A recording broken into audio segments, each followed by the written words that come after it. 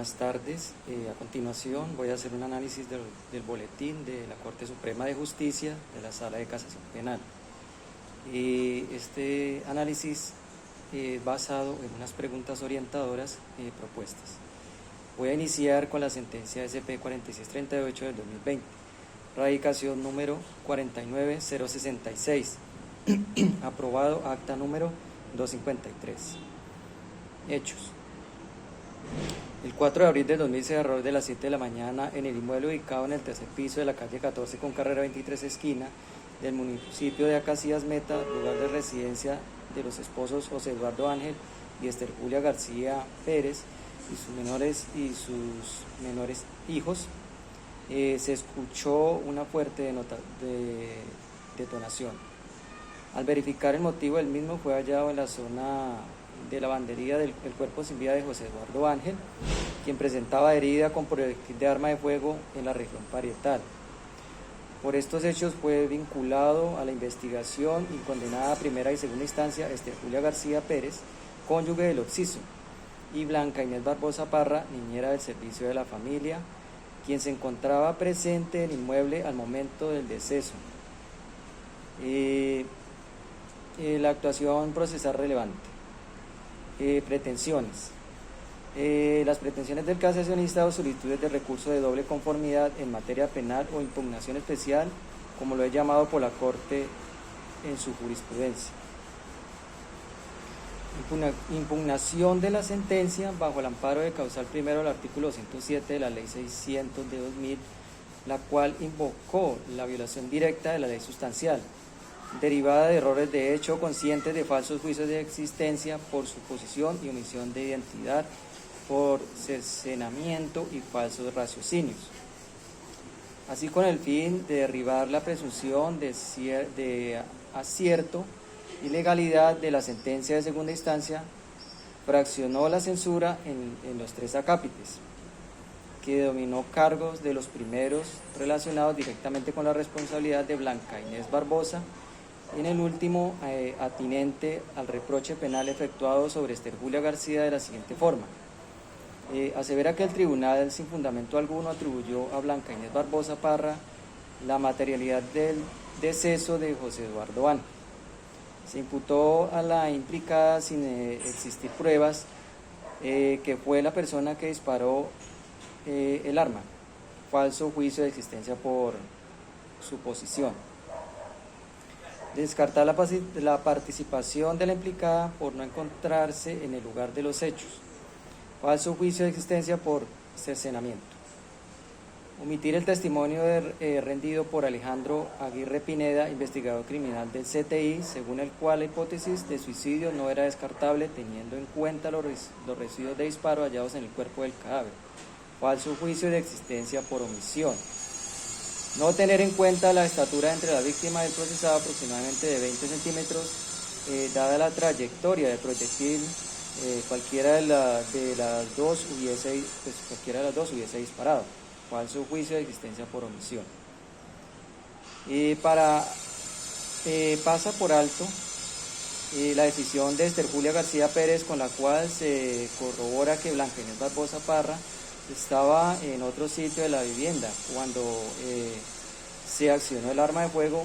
Falso juicio de existencia por omisión. El censor señala que la magistratura, desconociendo los principios de la sana crítica, en especial la experiencia, descartó el relato de los hechos brindados de la menor JJ AG, quien para la época de los hechos contaba con 5 años y observó lo ocurrido a su progenitor. Sostuvo que la versión del niño apoyaba las restantes evidencias introducidas en el expediente y que apuntaban a establecer que el arma de fuego fue disparada por el propio José Eduardo Ángel. De cara al tercer y último reproche, el censor indujo que el fallador se aseguró, en segundo grado, incurrió en distintos yerros de apreciación probatoria en el proceso de construcción indiciaria, a partir del cual dedujo el supuesto interés de Esther Julia García Pérez en el fallecimiento de su cónyuge. En este sentido, indicó que aunque la pareja de esposos atravesaba serias dificultades de convivencia, ello no constituía razón suficiente para inferir en su representada que su representada tenía el deseo de acabar con la vida de José Eduardo Ángel, como lo dedujeron los jueces de instancia. Falso raciocinio. Por otra parte, considera que si bien Jason Eduardo y Diana Marcela Ángel Pérez, hijos del primer matrimonio del occiso, aludieron la desconfianza que les generaba García Pérez debido a su comportamiento, también es cierto que hicieron referencia al pésimo estado de ánimo que presentaba su padre en los días previos a su deceso, lo cual bien produjo configurar un motivo para atentar en contra de su propia integridad. Manifestaciones últimas que fueron cercenadas por el tribunal, falso juicio de identidad por cercenamiento. De igual forma, reprobó que el fallador de segundo nivel diera por cierta la existencia de seguro de vida que amparaba las deudas del orbitado, cuando el proceso no presentaron evidencias que certificaron dicho aspecto, falso juicio de existencia por suposición. Asimismo señaló que el cuerpo colegiado mutiló el interrogatorio de su defendida en cuanto al supuesto interés que tenía en reconocer los resultados de la prueba química de absorción atómica, como quiera que aquella, de manera enfática, resaltó que el contenido de tal peritaje fue informado por las propias autoridades cuando le impusieron la medida de aseguramiento a Blanca Inés Barbosa Parra, falso juicio de identidad por cercenamiento. Finalmente destacó que la sentencia incurre en petición de principio al reprochar que Esther Julia García Pérez, cumpliendo la Constitución y la ley, en especial de los postulados de presunción de inocencia y la protección especial de los trabajadores en estado de embarazo, continuará brindando empleo a la pareja causante del deceso de su exmarido y de allí derivar un indicio de responsabilidad penal de la procesada en el deceso de su cónyuge, falso raciocinio. En este orden solicita al censor Casada la sentencia en su lugar absolver a la señora Esther Julia García Pérez del cargo de homicidio agravado por el que fuera condenada. C. Argumentos de las partes intervinientes. Concepto del Ministerio Público. El procurador segundo delegado para la casación penal, en el criterio que los reparos no están llamados a prosperar por las siguientes razones.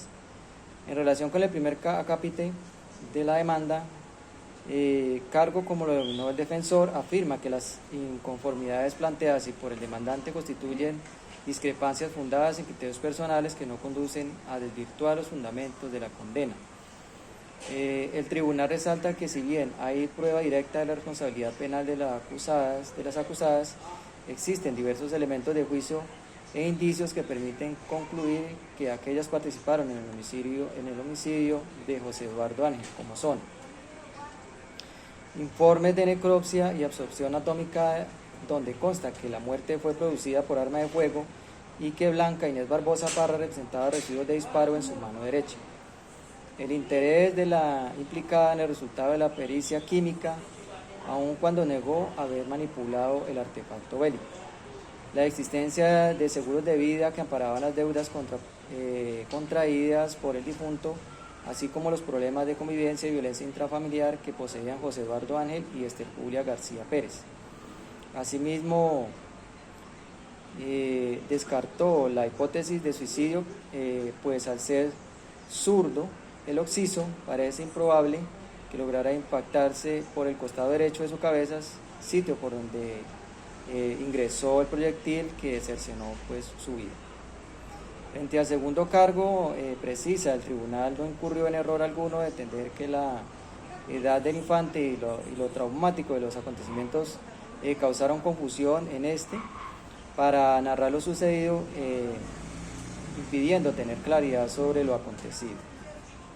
Para el delegado, los juzgadores de instancia no descartaron por capricho el testimonio de JJ.AG, sino por el contrario, irrelevante para esclarecer la realidad de lo ocurrido, protegiendo así al menor para que fuera sometido a un proceso traumático que le causaran mayores perjuicios. Tercer cargo. Señala que, contrario a los reseñados por el recurrente, el estudio conjunto de los medios de prueba y los indicios permiten arribar al conocimiento necesario para disponer condena en contra de su prohijada en calidad de determinadora por el homicidio de su ex esposo.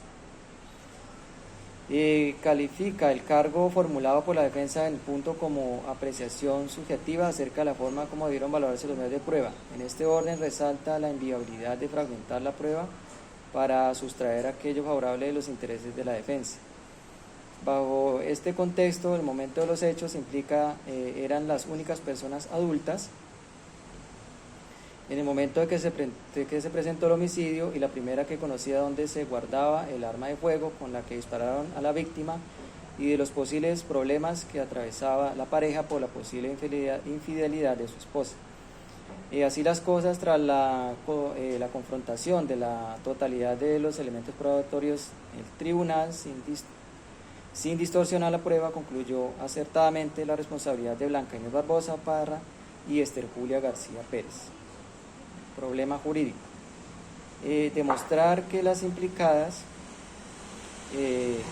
no cometieron el homicidio del señor José Eduardo Ángel porque estuvieron en el lugar de los hechos, y tener en cuenta el testimonio de un menor de edad. Consideraciones de la Corte. Examinar de fondo los reparos formulados por el defensor de Esther Julia García Pérez, los cuales se contraen a establecer si efectivamente el juez plural, al momento de confirmar la sentencia condenatoria de primera instancia, incurrió en los yerros postulados. La Corte hará, en primer lugar, un breve recuento de las pruebas legalmente allegadas al proceso para proceder al examen de los yerros demandados. La Sala entrará a evaluar los medios probatorios y determinar si o no lugar a casar la sentencia atacada por esta vía excepcional.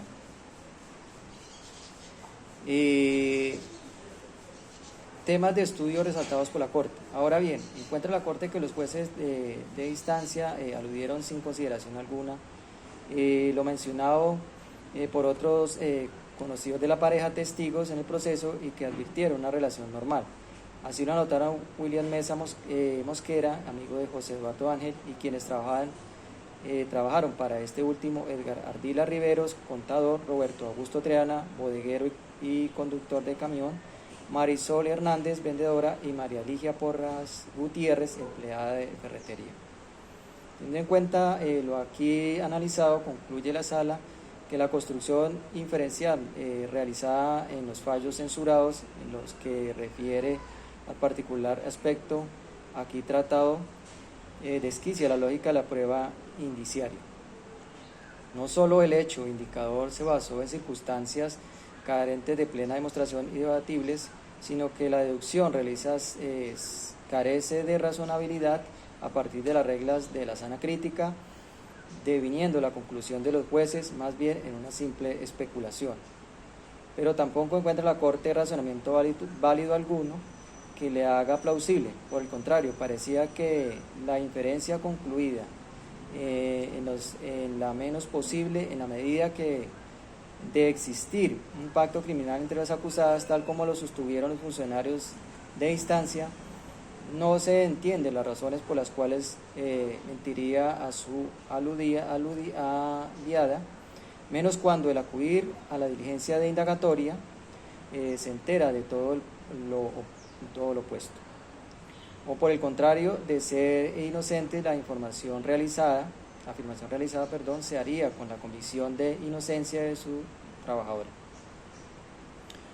Comprobado algún tipo de yerro en 6 de los 11 cargos demandados, procede la Corte a analizar su trascendencia, ello dentro del marco jurídico establecido por la Casación 49066, Esther Julia García Pérez y otra 79, la Ley 600 de 2008, y en todo caso, teniendo en cuenta los desaciertos de fallos de instancia ya identificados, en este orden de conformidad en el artículo 232, inciso segundo de la citada norma, no se podrá dictar sentencia condenatoria sin que obre el proceso o prueba de que conduzca a la certeza de la conducta punible y de la responsabilidad del procesado, lo que traduce en determinar si el presente caso concurren o no la totalidad de los elementos que conforman el tipo penal objetivo y subjetivo del homicidio, en cada una de las diferentes modalidades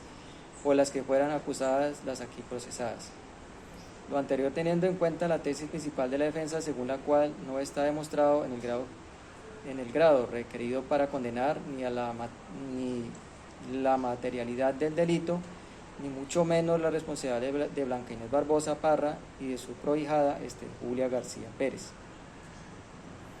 Una de las principales críticas del libelista del fallo recurrido en casación apunta a la materialidad de tipo penal descrito en el artículo 103 de la Ley 599 del 2000, en el sentido que no está frente a la conducta del homicidio, sino por el contrario, se está frente a un acto motu propio en el que José Eduardo Ángel decide acabar con su vida. Régimen procesal aplicable al caso teniendo en cuenta la fecha en que ocurrieron los hechos. Así que concluye la Corte, las pruebas existen en la foliatura, contrario a dar certeza sobre la responsabilidad de Barbosa Parra como autora material del atentado contra la vida, generan duda que debe ser resaltada a favor de la procesada en virtud del principio de presunción de inocencia. Corolario de toda lo hasta aquí analizado y contrario a la tesis de los jueces de instancia, estima la sala que la tesis sostenida por los falladores de primera y segunda instancia no encuentran plena confirmación en las pruebas recaudadas contra Julia García Pérez y otros. Por el contrario, los razonamientos de los que se valieron resultan refutables a través de los medios probatorios aquí analizados, generan dubitación acerca de los elementos principales que conforman el tipo penal objetivo investigado y objeto de juzgamiento. Derruida la participación de Blanca Inés Barbosa Parra, se desmorona igualmente la participación de Julia García, a la cual fuera atribuida la modalidad de determinadora de la primera, y respecto de quien valga la pena notar, no se logró demostrar cómo forjó el presunto pacto que su empleada, ni qué tipo de ofrecimiento medio para obtener esa hipotética colaboración, como tampoco el derecho y la razón que se hayan sido implicadas a Julia Pérez y a Blanca Inés en este tipo de conductas. Al acceder a la supuesta petición ilícita, denunciándose su compromiso penal de la existencia de un posible interés de obtener un beneficio económico derivado de aspectos personales y familiares no plenamente demostrados. ¿Qué resolvió la Corte respecto a las solicitudes del casacionista respecto al recurso de doble conformidad judicial? En lo hasta aquí razonado suficiente para concluir que los hierros identificados por la sala, al ser analizados en conjunto las demás pruebas allegadas al proceso, adquiere la trascendencia suficiente para derruir la presunción de acierto de la sentencia atacada. En consecuencia, la Corte casará la sentencia recurrida para absolver a Blanca Inés Barbosa Parra y Julia García Pérez del cargo de delito de homicidio simple y homicidio agravado por el que fueron procesadas cada una de ellas respectivamente, la primera en calidad de autora, la segunda en calidad de determinadora.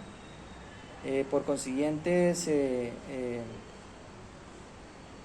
ordenará la libertad inmediata de las procesadas y siempre y cuando no sean requeridas por otra autoridad judicial, estableciendo sus derechos al estado en que se encontraban con su anterioridad a su vinculación a la presente actuación. Si hubo aclaraciones de voto, manifieste cuáles fueron y los argumentos centrales de los magistrados, haciendo referencia a qué magistrado y cuál fue el tema central. Y en este caso, pues no hubo aclaraciones de voto respecto a esta sentencia.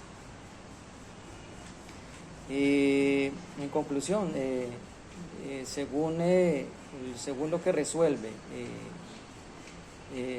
se casa la sentencia de segunda instancia proferida por la Sala Penal. En mérito del expuesto, la Corte Suprema de Justicia, Sala de Casación Penal, resuelve casar la sentencia de segunda instancia proferida por la Sala Penal del Tribunal Superior de Villavicencio el 19 de abril del 2016. Yo, pues, en mi concepto estoy en desacuerdo con absolver a Blanca Inés Barbosa Parra y Esther Julia García Pérez de los delitos imputados de homicidio simple y agravado, aún una en calidad de autora y la segunda en calidad de determinadora. La muestra arrojó restos de pólvora en la mano de la niñera. ¿Por qué ella debería tener pólvora en la mano si ella aduce que no cometió el delito? Y que ella se encontraba vistiendo a los niños, que si bien era cierto que hoy el Occiso tenía muchas deudas, nunca contempló la idea del suicidio. Paso a la sentencia SP 4760 del 2020, radicación número 52671, aprobación acta número 253. Hechos.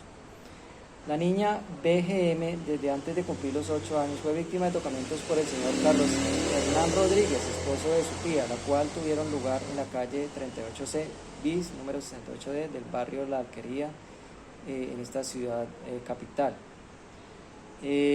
Pretensiones del casacionista. Recurso de apelación por defensor público por la decisión condenatoria proferida en contra del acusado por la Sala Penal del Tribunal Superior el fallo aprobado el 19 de febrero del 2018 y leído el día 26 siguiente y modificó una de sus consecuencias. La segunda de las penas accesorias se cumplirá simultáneamente con la pena principal. Contra la sentencia de segunda instancia, el defensor público interpuso el recurso extraordinario de casación, que fue sustentado por uno que después designó el acusado. Con auto del 8 de abril de 2000 se admitió la demanda de casación y el 6 de mayo del mismo año se realizó la audiencia de sustentación oral. Argumentos de las más partes intervinientes. El demandante alega que la sentencia se dictó en un juicio viciado de nulidad por violación del derecho de defensa, artículo 181, causal segunda, aunque después lo denominó como violación directa a la ley sustancial. La fiscal renunció a la declaración del psiquiatra Rafael Martínez Aparicio, dictamen que pudo utilizar la eventual imputabilidad del acusado por padecer un trastorno mental en la época del delito. Así las cosas, la Fiscalía obró de manera desleal al no utilizar este dictamen para fundamentar alegación de inimputabilidad. El defensor de esto entonces manifestó que no tenía más pruebas, se dictó sentencia sin que se estableciera si aquel era o no imputable. Por ello solicita la nulidad del proceso desde el acto de formulación de acusación para que se establezca la posibilidad de llegar a esa prueba. Esta situación se conoció desde la audiencia inicial de amputación. Problema jurídico. Vulneración de los derechos fundamentales del proceso que genera la anulación del proceso a partir del juicio para que se incorpore la prueba pertinente. El demandante formuló un cargo de violación al debido proceso, específicamente a la defensa técnica, ya que desde la audiencia de formulación de cargos la Fiscalía comunicó al defensor la existencia del examen psiquiátrico, donde estableció su disminución de las capacidades cognitivas y volitivas. Sin embargo, este no se interesó por incorporarlo como prueba, a tal punto de que la audiencia preparatoria solicitó un dictamen psicológico, a más de que ni siquiera planteó una teoría del caso con base en la eventual imputabilidad del procesado, pues siempre se enfocó a demostrar su inocencia.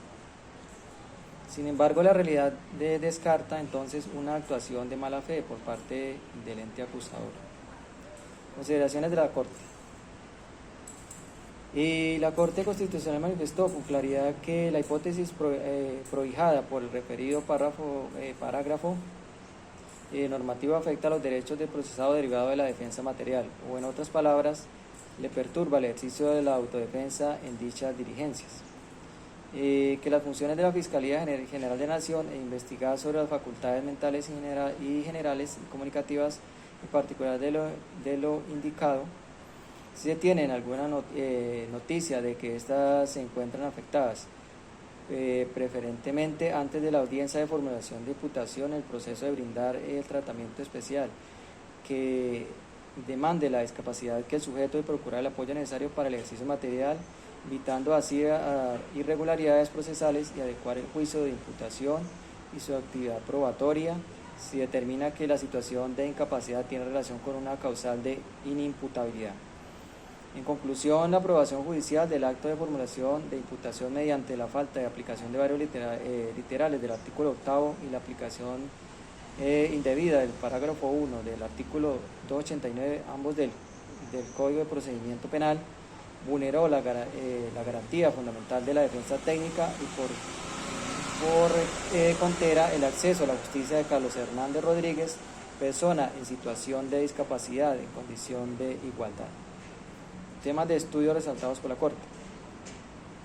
La existencia del examen psiquiátrico donde estableció una disminución de las capacidades cognitivas y volitivas. La capacidad para ser parte de una actuación judicial, en otras palabras, para integrar la relación jurídica procesal. En conclusión, quienes se encuentren en situación de discapacidad también pueden ser parte del proceso penal ordinario en la condición de sujetos pasivos de la acción y por ende ejercer todos los derechos que son propios. ¿Qué resolvió la Corte respecto a la solicitud del casacionista? Primero, casar la sentencia de segunda instancia proferida a Carlos Hernán Rodríguez en el sentido de declarar la nulidad del proceso a partir de la audiencia de formulación de imputación. Si hubo aclaraciones de voto. En este caso no hubo aclaraciones de voto respecto a esta sentencia. En mi opinión, en mérito de los puestos por la Corte Suprema de Justicia, Sala de Casación Penal, no estoy en contra con el fallo que emitió de casar la sentencia de segunda instancia proferida por Carlos Hernández Rodríguez, en el sentido de decretar la nulidad del proceso a partir de la audiencia de formulación de imputación, porque según los exámenes realizados por la Fiscalía, el imputado tenía problemas mentales, al igual que me genera dudas de su estado mental, porque él era el esposo de la tía de la víctima.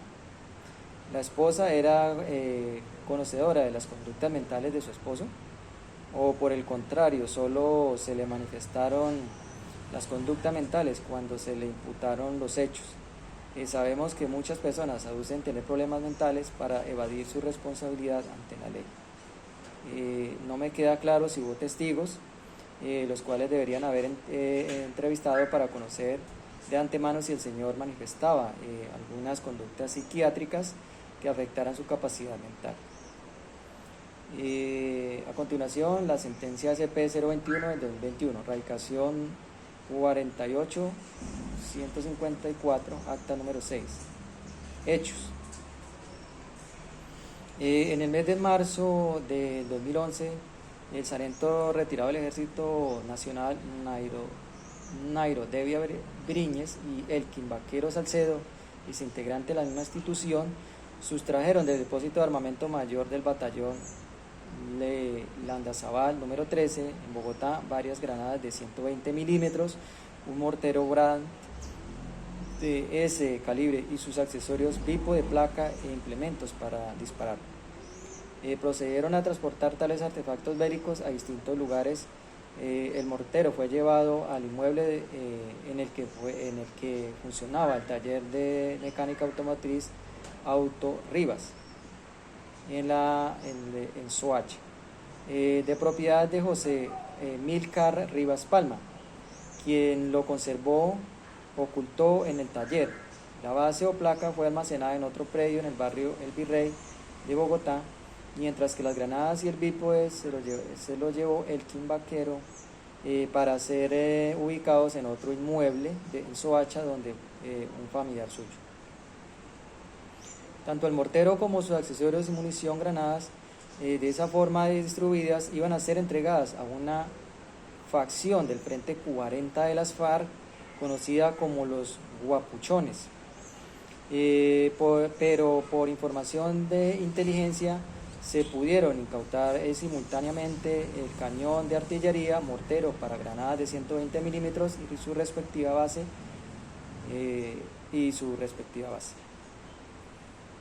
Pretensiones del casacionista.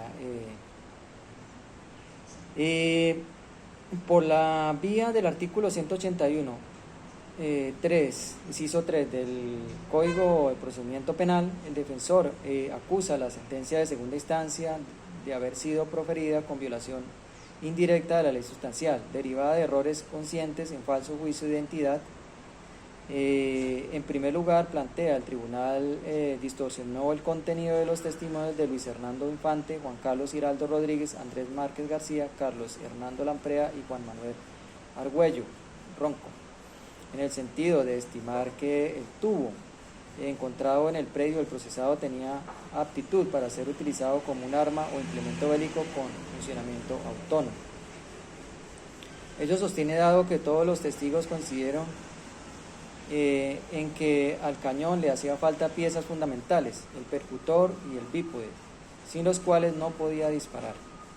Además, las demás partes de lanzagranadas estaban en otros predios. Ese hierro pues concluye que fue determinante para la emisión de una sentencia condenatoria. Como quiera que la sentencia impugnada se declaró probada una realidad fáctica distinta, producto de una apreciación probatoria desacertada, en la que incluso faltó una prueba de disparo. Y sin esta, a su modo de ver, no es dable afirmar la idoneidad del tubo para disparar. Por otra parte, agrega, se transversa el testimonio de Nairo Devia Briñez y el Quimbaquero Salcedo, pues estos testigos dijeron en el juicio que no conocían a José Amílcar Rivas y que entregaron una placa en un taller de Bogotá a una persona distinta de aquel. Esa infracción condujo a que el adcuen inadvirtiera de un lado que la incautación de la base del mortero se realizó en el municipio de Soacha, de otro que las partes del arma fueron movidas entre ciudades. Por último, subraya el tribunal, pasó por alto que no se probó que José Amílcar Rivas Palma fuera integrante de una organización criminal. Con fundamento en ello, solicita a la Corte casar la sentencia impugnada y absolver al acusado, pretensión que reiteró en el traslado para sustentar la impugnación, insistiendo en los argumentos atrás reseñados. Argumentos de las demás partes intervinientes. Para el fiscal, la Corte debe absolver a José Amílcar Rivas Palma en su defecto, condenarlo como cómplice del delito previo en el artículo 366 del Código Penal, lo anterior, dado a que su modo de ver, el adcuen, incurrió en yerros que condujeron a la aplicación indebida de dicha norma. Respecto a la petición principal, sostiene los argumentos de absolución expuestos por el ACU deben ser validados por la Corte, pues para la fecha de los hechos la normativa aplicable era la Ley 1142 de 2007, que únicamente tipificaba el porte de armas completas. La punición del porte de partes y accesorios esenciales puntualiza apenas se concluyó mediante la Ley 1453 de 2011, inaplicable al asunto bajo examen. De ahí que su modo de ver no puede sancionarse al procesado un latonero y pintor de carros con estudios de primera por conservar y portar un tubo para mortero o no un mortero. Este tubo, en su criterio, no es un arma de fuego, sino una parte. Según su juicio, la conducta atribuida al aquí procesado deviene objetivamente atípica. La responsabilidad por porte de armas de uso privativo de las Fuerzas Armadas y concierto para delinquir, dice, únicamente se probó en relación con Nairo Devia y el Quimbaquero, quienes en juicio no señalaron a José Amílcar Rivas como participante del ilícito por ellos cometido. La coautoría impropia enfatiza se debe establecer probatoriamente la división funcional del trabajo y tal condición gravita inseparablemente con los hechos jurídicamente relevantes constitutivos del núcleo de la imputación fáctica. Empero advierte ese reparto de tareas no se acreditó. De ahí que subraya se violó el principio de congruencia al solicitar la condena del procesado como coautor propio, siendo que no se estableció su pertenencia a un grupo delincuencial, pues ya que había descartado el delito de concierto para delinquir. Entonces se estima la supuesta entrega de los artefactos a grupos armados al margen de la ley es una mera conjetura, porque desconoce los efectos vinculantes de la absolución por ese delito contra la seguridad pública. Respecto a la petición subsidiaria, agrega si la sala determinare que las inconsistencias y evidenciadas por el acusado al justificar la presencia del tubo de mortero en su inmueble, las cuales resalta permitirían predicar algún grado de dolo respecto de él. En todo caso, habría lugar a casar la sentencia subsidiaria y oficiosamente, a fin de degradar el título de participación a complicidad. Ello por cuanto añade que no se probó directa ni indirectamente que el aquí acusado tuviera dominio del hecho, en vez de ello sostiene, al parecer habría colaborado en un delito ajeno que no conocía ni pertenecía a su voluntad directa, íntegra ni a su conocimiento total. En cambio, el sargento del ejército y el otro implicado sí fueron los verdaderos autores. Con fundamento en tales argumentos, solicita a la Corte casar la sentencia impugnada, bien sea para dejar en firme la absolución dictada en primera instancia o en su defecto para redosificar la sanción penal implicando la pena correspondiente al cómplice. Por su parte, el procurador para la casación penal conceptúa que la Corte no debe casar la sentencia, pues el censor no acredita que la conducta desplegada por el señor Rivas Palma sea atípica.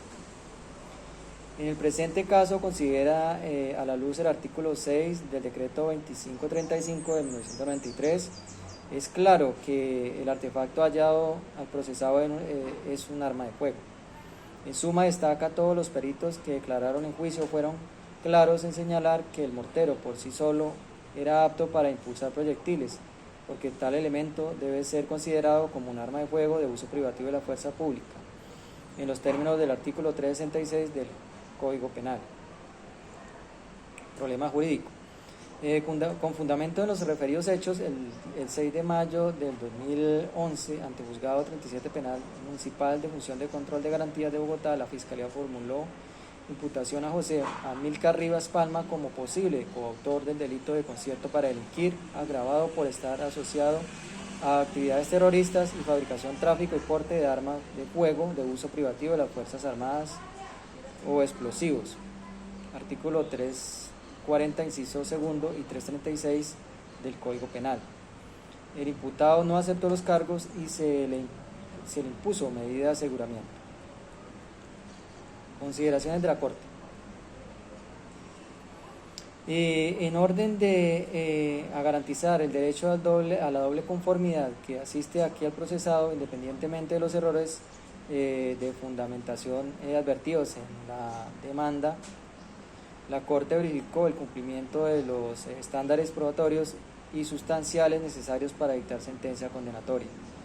La censura centra su refutación en errores de apreciación probatoria, por ello, a fin de verificar si el tribunal incurrió en violación indirecta de la ley sustancial por errores de hecho en la fijación de los anuncios fácticos, con fundamento de los cuales declaró la responsabilidad del acusado como coautor del delito previsto en el artículo 366 del Código Penal. La Sala procederá, en primer lugar, a reconstruir los argumentos o la argumentación que soporta la declaratoria de la responsabilidad penal. Con este trasfondo, en segundo orden, se constatará esa estructura probatoria con los reproches formulados por el censor a fin de determinar si el ad quem cometió alguna infracción que invalide el escrutinio probatorio aplicado. Entonces se establecerá si las declaraciones de los hechos que integran el fallo deben modificarse o si, en ausencia de hierros en su construcción, han de permanecer inmodificables. y con esa base se establecerá si ha de caer algún fundamento de la decisión condenatoria que conlleve a casar la sentencia impugnada o si esta ha de mantenerse incolume. En criterio del tribunal, la hipótesis delictiva se acreditó en un grado de conocimiento más allá de la duda razonable. La responsabilidad del señor Rivas Palma a título de coautor impropio del delito provisto en el artículo 366 del Código Penal, modificado por el artículo 55 de la Ley 1142 de 2007, deriva de la conducta consistente en haber intervenido en una operación de tráfico de armamento y munición militar ilícitamente extraída del batallón número 13 de Artillería de Bogotá, los cuales, previo fraccionamiento y distribución de sus partes en diferentes inmuebles para ser conservadas temporalmente, tendrían como destino final su suministro a grupos armados al margen de la ley. El objetivo de los implicados en el ilícito cometido era de almacenar los elementos bélicos en diferentes puntos de la ciudad y posteriormente ser suministrados al grupo del Frente 40 de las FARC, conocido como los Guapuchones. Esto fue corroborado por el tribunal con los respectivos testimonios de los funcionarios de la Policía Judicial y los peritos expertos en armamento militar. Al contrastar la estructura probatoria en que se soporta la aclaratoria de la responsabilidad del acusado como coautor de tráfico de armas, de uso privativo de las Fuerzas Armadas con la censura, salta a la vista la improsperidad de este. Como primera medida, los reclamos no ponen en presente ningún hierro de apreciación probatoria. Antes bien, lo que se advierte es una tergiversación de los fundamentos probatorios de la decisión impugnada. Debido a esto, los cuestionamientos elevados por el demandante son ineficaces para quebrantar la estructura argumentativa en que se edifica la condena. Además, es falso sostener que no se demostró ninguna conexión entre dicho mortero y los demás accesorios hallados. Una alegación de este sentido es realmente contraevidente. Como se vio, el arma de guerra fue hurtada de una guarnición militar en Bogotá y fue disgregada en sus partes en diferentes inmuebles en Bogotá y Soacha, con la finalidad de eludir el efectivo actuar de las autoridades investigativas y judiciales. Los responsables de la ilícita sustracción, con quienes dan cuenta de ello, los ex integrantes del ejército Devia Briñes y Vaquero Salcedo. Incluso existe prueba pericial, testimonio del técnico de mantenimiento del sistema de artillería Juan Manuel Argüello Ronco, sobre la compatibilidad del mortero y la base, así como la potencia del arma de guerra y su accesorio al inventario de artillería en uso del batallón Landazabal. Según declaración del coronel Carlos Hernando Lamprea y el técnico Juan Carlos Giraldo Rodríguez. Temas de estudios resaltados por la Corte. Los hechos jurídicamente relevantes en materia de acusación y objeto de controversia probatoria en el juicio, valga enfatizar, se refieren a una operación de tráfico de armas y municiones de uso privativo de la fuerza pública. En su conjunto, esa operación detectada y frustrada por las autoridades se componía de varias fases. La extracción del mortero, sus accesorios y la munición del batallón por un sargento retirado y un exintegrante del ejército. El fraccionamiento de tales artefactos por ser distribuidos y ocultados transitoriamente en diferentes sitios y su posterior suministro a un grupo armado ilegal. El aquí acusado, en el marco de tal actividad criminal conjunta, actuaba en la segunda fase, esto es en el ocultamiento transitorio del armamento. La defensa, acogiendo los argumentos por el juez de primera instancia, monta una lectura probatoria que mal podría acoger la sala, pues emplea una premisa cuya formulación es errónea. Para el defensor coadyuvado en ese aspecto por el fiscal delegado ante la Corte, lo incautado fue un simple tubo, como si se tratara de una pieza que integra un arma de guerra, mortero. De ahí la censura propone escenario de aptitud bajo el entendido de que la pieza o parte no es un arma.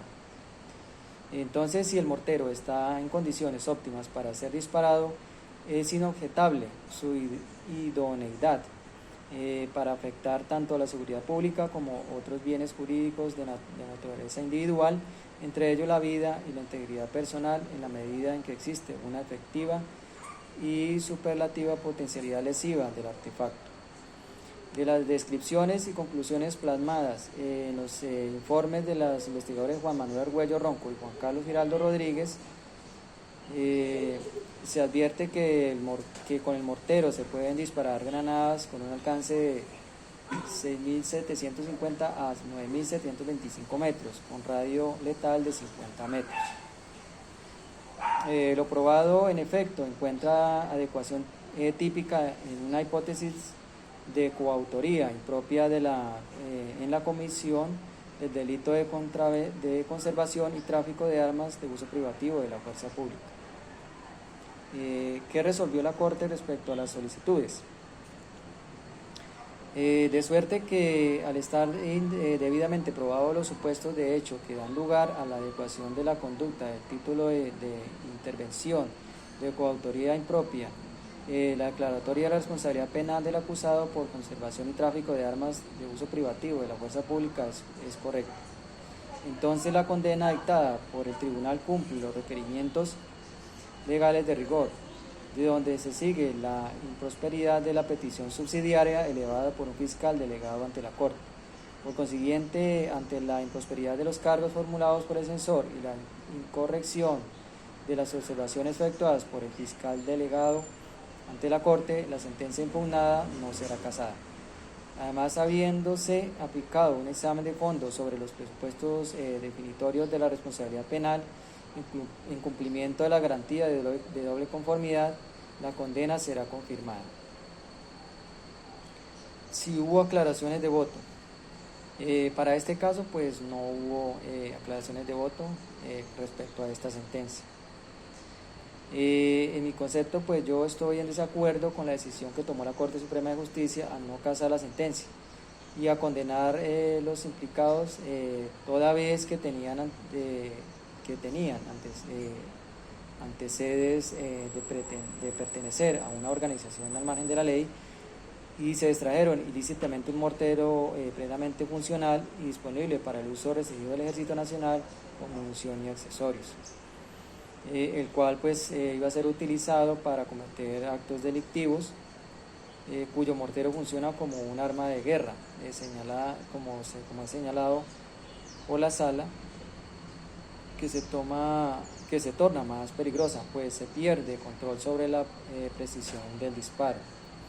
Este tipo de conductas afectan la seguridad pública como bienes particulares, afectando la vida y la integridad personal. A continuación, la sentencia SP-196 del 2021, radicación número 487-68, aprobación acta número 20. Hechos.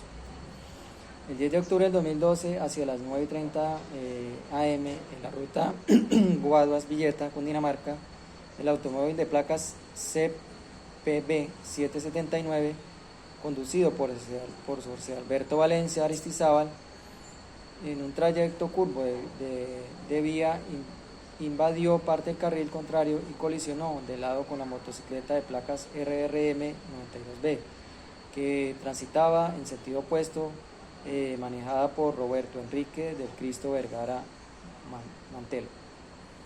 Por las lesiones sufridas en el segundo de los mencionados, se le dictaminó deformidad física que afecta al cuerpo, pérdida funcional del miembro inferior izquierdo y perturbación funcional del órgano de locomoción, todos de carácter permanente, y 100 días de incapacidad médico-legal. B. Pretensiones del casacionista o solicitudes de recurso. Casar la demanda como único cargo al amparo de la causal tercera del artículo 181 de la Ley 906 de 2004. El impugnante denuncia la violación indirecta de la ley sustancial derivados de errores de hecho por falso raciocinio, que condujo a la falta de aplicación de los artículos 380 y 420 de la Ley 906 de 2004, y aplicación indebida del artículo 381 ibidem. El libelista cuestiona que la decisión del tribunal se haya fundado en el dictamen rendido en juicio por el licenciado en física Daniel Labrador Gutiérrez, en primer lugar porque la experticia no corresponde a la realidad, ya que el estudio se hizo sobre una vía en condiciones distintas a las que se hallaba para el año 2012. En segundo término, que llevaban los rodantes comprometidos en contravía, porque el experto estructura su término de la velocidad que llevaban los rodantes comprometidos en contravía. Según el testimonio, el perito sostiene que resulta entendible la afirmación según la cual el acusado transitaba en una velocidad entre 7 y 10 kilómetros, porque de ser así, la capacidad de impacto no hubiera tenido la entidad suficiente para expulsar la motocicleta al extremo contrario de la vía, ni causarle graves lesiones a su conductor como la amputación de una de sus piernas. En igual sentido, considera que yerra el juez colegiado al estimar sin ninguna crítica que el punto de impacto se dio en la zona central de la vía, conforme a lo expuesto por el referido profesional, cuando el patrullero William Alexander Castro, basado en las fotografías tomadas minutos después de los ocurridos hechos, hizo informe de accidente de tránsito, precisó que el automóvil ocupaba parte del carril de la motocicleta, sin que las dimensiones del mismo lo obligaran a invadir el otro carril. Al paso que se puede observar la parte posterior del carro ingresando nuevamente a su carril. En consecuencia, solicita a la Corte casar la sentencia impugnada y en su lugar confirmar el fallo absolutorio de primer grado. Argumentos de las demás partes intervinientes. La Fiscalía apoya la pretensión del censor, reiterando en algunos de sus planteamientos, señala que ninguna incidencia puede tener, como lo consideró la segunda instancia, que la vía no tuviera demarcación de línea doble central, porque el informe de policía de tránsito, el croquis, las fotografías y el testimonio del intendente corroboran la versión de la víctima y su acompañante, en el sentido de que ellos se desplazaban por la parte central de su carril cuando de manera intempestiva fueron impactados por el automóvil conducido por el procesado, quien invadió el carril contrario. Problema jurídico. En la invasión del carril de la moto por parte del acusado, al no estar delimitado, hizo que la víctima sufriera daños que le causaran la incapacidad. Consideraciones de la Corte. El delegado de la Procuraduría avala la petición del casacionista ante la existencia de un falso raciocinio en el fallo impugnado. Al fundamentar la sentencia absolutoria básicamente en el informe del perito en física, señala el tribunal omitió valorar otros medios de prueba que son suficientes, atribuyen a obligación del deber objeto de cuidado del conductor del vehículo. El defensor solicita no casar la sentencia impugnada, sostiene que la tesis de la defensa avalada por el tribunal únicamente puede controvertirse en otro dictamen pericial, pues el allegado al proceso se basó en técnicas físicas y científicas sin que la víctima o la fiscalía hayan aportado otra pericia con la finalidad de cuestionar sus conclusiones.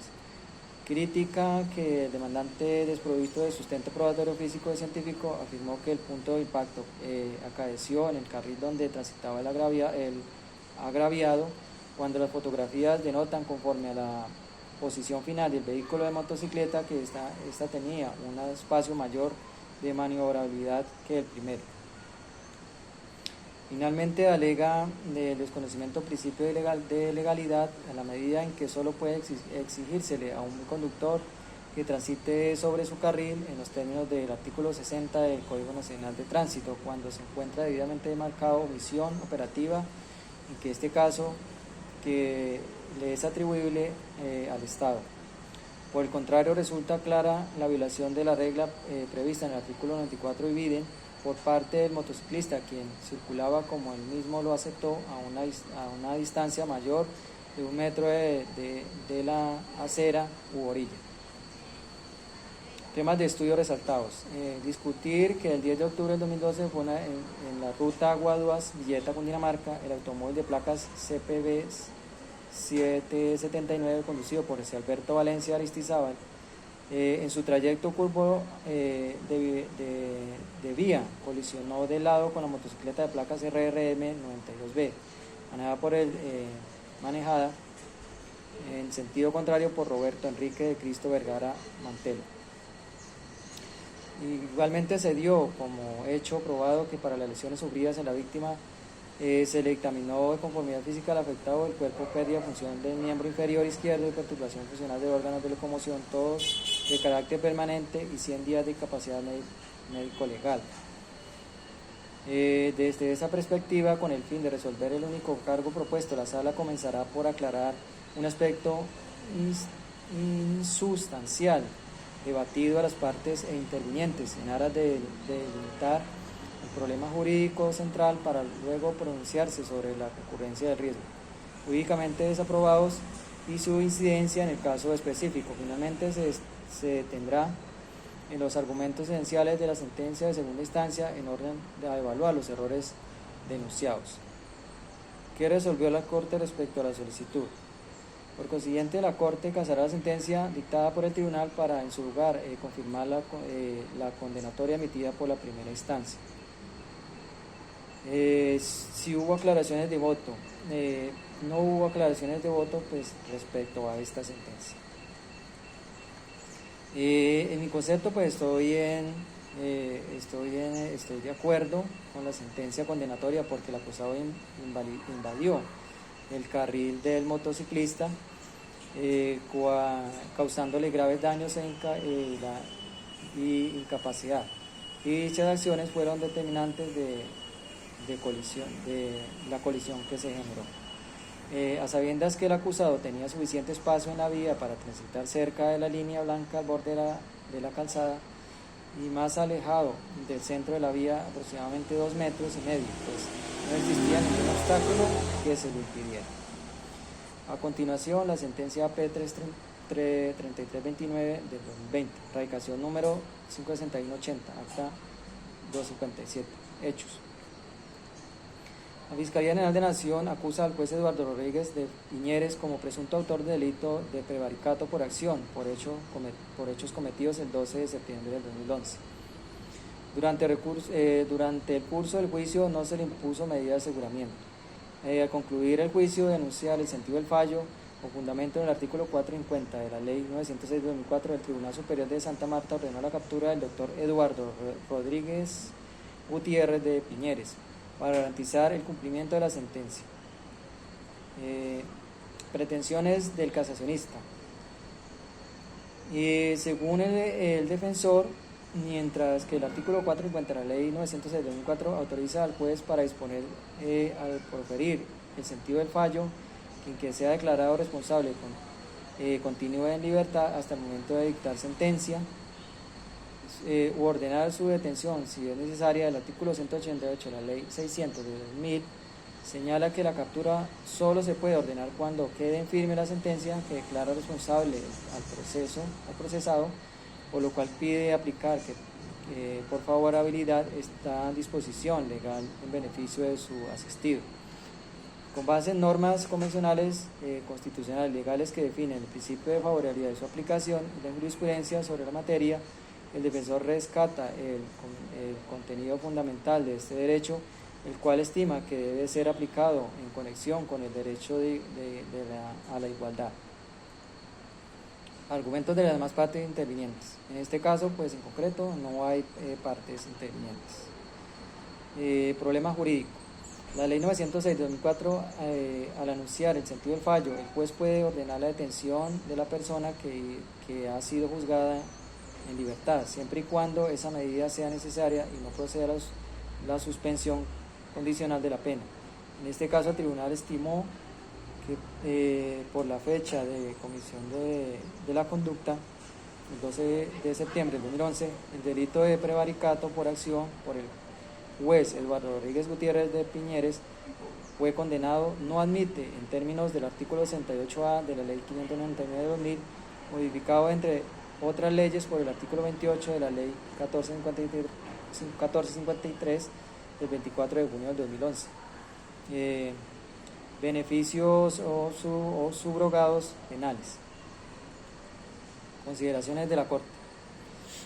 La Corte tiene muy en cuenta que la favorabilidad es un principio de orden convencional y constitucional, según el cual una situación regulada desventajosamente por la ley vigente puede resolverse mediante la aplicación ultra o retroactiva de normas que regulan de mejor manera la misma situación fáctica jurídica de quienes se encuentran abocados en un proceso penal. En ese orden, es indispensable respetar la especificidad de cada sistema penal. Entre otros términos de la aplicación favorable de una ley, para hacer efectiva la garantía solo es posible si no se desconoce la estructura conceptual del sistema llamado a gobernar la respectiva actuación, desde luego, con la aclaración que el proceso penal no es un fin en sí mismo, sino un medio para la realización de derechos fundamentales. Por eso la exigencia de respetar el sistema se debe entender que el sentido de que la aplicación de la ley favorable no debe llevar a soluciones asistemáticas que colapsen mediante soluciones francamente inadmisibles la estructura conceptual del proceso y de sus instituciones esenciales. De manera que la aplicación del principio de favorabilidad solicitada por el defensor del doctor Eduardo Rodríguez Gutiérrez de Piñeres desconoce la noción de debido proceso, por lo tanto, asistemática, inadmisible e improcedente. Temas de estudio resaltados por la Corte. La sola comparación entre la Ley 600 de 2000 y 906 de 2004, ambas vigentes, siempre permitirá encontrar favorabilidades que sugieran la posibilidad de aplicar una norma de dichas leyes en lugar de la otra que regula el mismo tema en forma menos benéfica. Sin embargo, no siempre es posible aplicar disposiciones de una de las dichas leyes en apariencia favorable, pese a referirse a situaciones idénticas.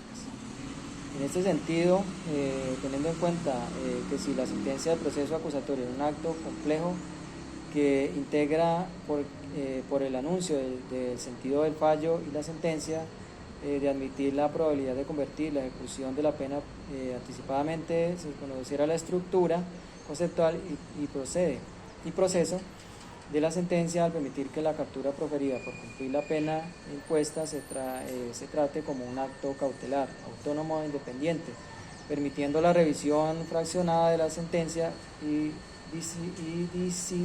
desintegrándola a través de medios distintos, a recurso de apelación, que es el medio idóneo para controvertir las supuestas ilegalidades de la sentencia. ¿Qué resolvió la Corte? Recurso de doble conformidad judicial. Rechazar por improcedente la solicitud de libertad provisional del doctor Eduardo Rodríguez Gutiérrez de Piñeres por las razones expresas en esta decisión. Si hubo aclaraciones de voto respecto a esta sentencia, no hubo aclaraciones de voto. En mi concepto, pues estoy de acuerdo con la decisión de la Corte con respecto a la decisión tomada, ya que el defensor desconoce, pues, como tal, la estructuración conceptual del asunto y el fallo. Como debe estimarse, también se nota una contradicción en la interpretación de las normas invocadas. Muchas gracias.